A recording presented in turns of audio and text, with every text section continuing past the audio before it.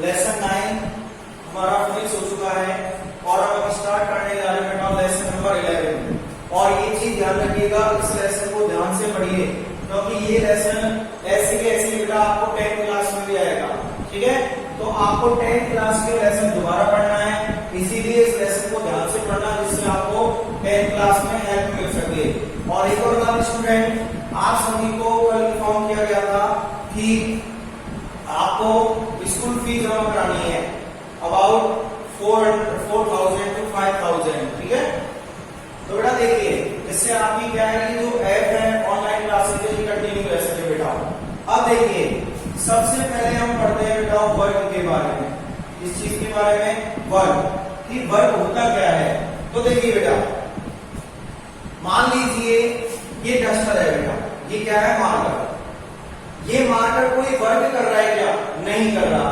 ठीक है, लेकिन यदि मान लो मैं इस पे इस तरीके से फोर्स लगा दूं, क्या लगाया था मैंने अभी? फोर्स। इस तरीके से मैंने इसको स्टिक किया था, बीट किया था, तो ये क्या हुआ? देखो पहले इस पोजीशन पे था, ये पहले कहां था? इस पोजीशन पे ए पे।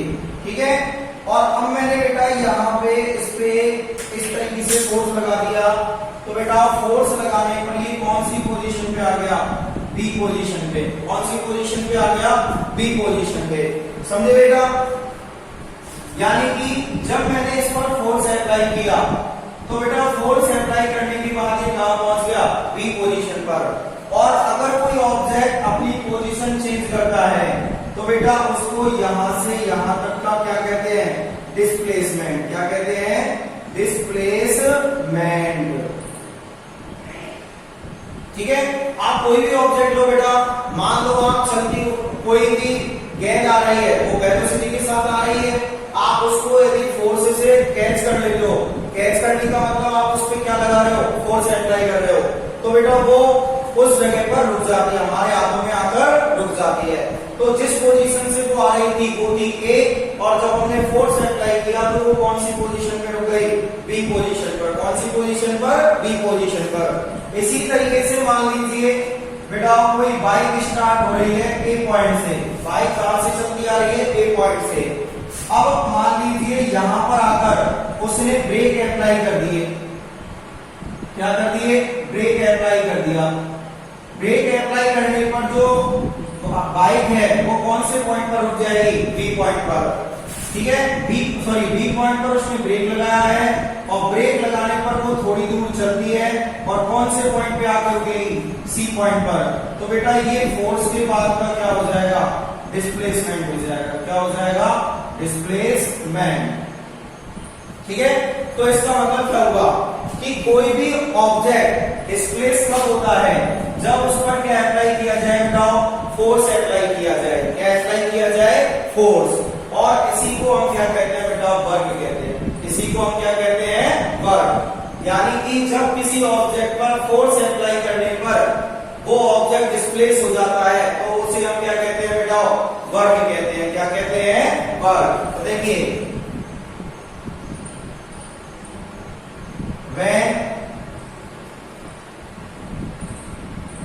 an object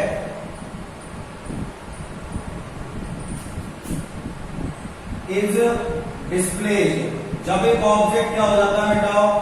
डिस्प्लेस हो जाता है, बिकॉज ए फोर्स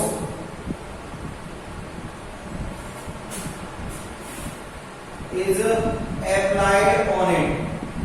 क्योंकि इस पर क्या अप्लाई किया गया है बताओ? एक फोर्स अप्लाई किया गया है। It is called work.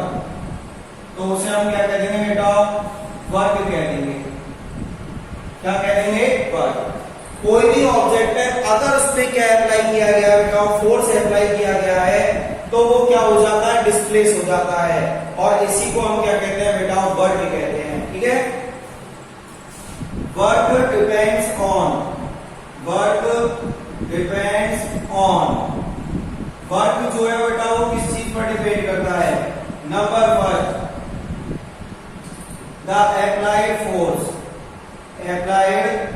Force on the object,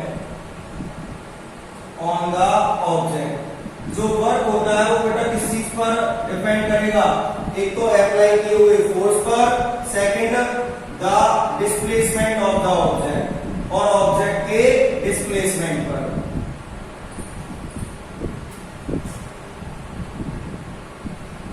और किस चीज पर डिपेंड करेगा बेटा, ऑब्जेक्ट के डिस्प्लेसमेंट पर। ठीक है, अगर आपसे क्वेश्चन पूछ लिया जाए कि ऐसी कंडीशंस बताइए जिनसे हम ये कह सकते हैं कि वर्क हुआ है, तो बेटा वर्क की दो कंडीशंस होती हैं, the applied force on the object और द डिस्प्लेसमेंट ऑफ ऑब्जेक्ट। ये होती है वर्क की कंडीशंस।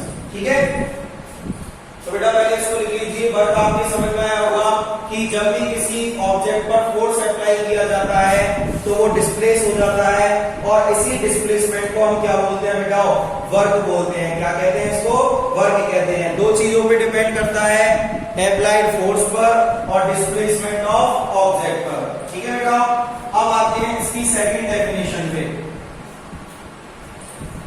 ठीक है, उससे पहले हम देखेंगे बेटा इसका formula. So work equals to क्या होगा बेटा, फोर्स मल्टीप्लाई डिस्प्लेसमेंट। क्या होता है बेटा, फोर्स मल्टीप्लाई डिस्प्लेसमेंट। वर्क को रिप्रेजेंट किया जाता है W से, फोर्स को F से और डिस्प्लेसमेंट को S से। तो बेटा W इक्वल्स टू क्या आ गया, Fx। W इक्वल्स टू क्या आ गया, Fx। F का मतलब फोर्स और डिस्प्लेसमेंट का मतलब न्यूटन। ठीक है बेटा, ये फॉर्मूला है। सो अब देखिए, मल्टीप्लाई को साइंस की लैंग्वेज में क्या कहा जाता है बेटा, प्रोडक्ट। क्या कहा जाता है, प्रोडक्ट। तो फोर्स और डिस्प्लेसमेंट के प्रोडक्ट को क्या कहते हैं, वर्क कहते हैं। तो बेटा वर्क की डेफिनेशन क्या आई, द प्रोडक्ट ऑफ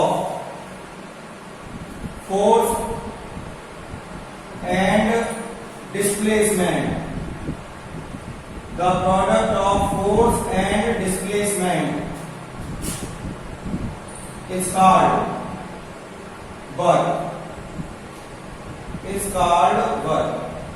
फोर्स और डिस्प्लेसमेंट के प्रोडक्ट को यानी कि मल्टीप्लीकेशन को हम क्या कहते हैं बेटा, वर्क कहते हैं। क्या कहते हैं, वर्क। ठीक है, ये इसका फॉर्मूला है, लिख लीजिए बेटा। अब आते हैं बेटा यूनिट पे। अब किस चीज पे आते हैं, यूनिट पे, यूनिट ऑफ वर्क।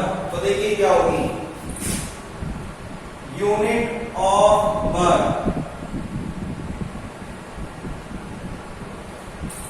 देखिए बेटा W इक्वल टू क्या था, F मल्टीप्लाई S। F की यूनिट होती है बेटा न्यूटन, और S की होती है, डिस्प्लेसमेंट की होती है बेटा मीटर। क्या होती है, मीटर। तो देखना इसकी यूनिट क्या आई, न्यूटन मल्टीप्लाई मीटर, और इसको शॉर्ट में क्या कहा जाता है बेटा, जूल। क्या कहते हैं इसको, जूल। ठीक है, और 1 जूल के अंदर ध्यान रखना बेटा 10 टू पावर 7 अर्ग होते हैं। क्या होते हैं, 10 टू पावर 7 अर्ग। ठीक है, तो बेटा वर्क की यूनिट क्या आई, जूल आई। वर्क की यूनिट क्या आती है, जूल। आपको लास्ट वाली यूनिट याद करनी है कि वर्क की यूनिट क्या होती है, जूल। जब हम न्यूमेरिकल सॉल्व करेंगे तो बेटा ये काम आएगी, है ना। तो लिख लीजिए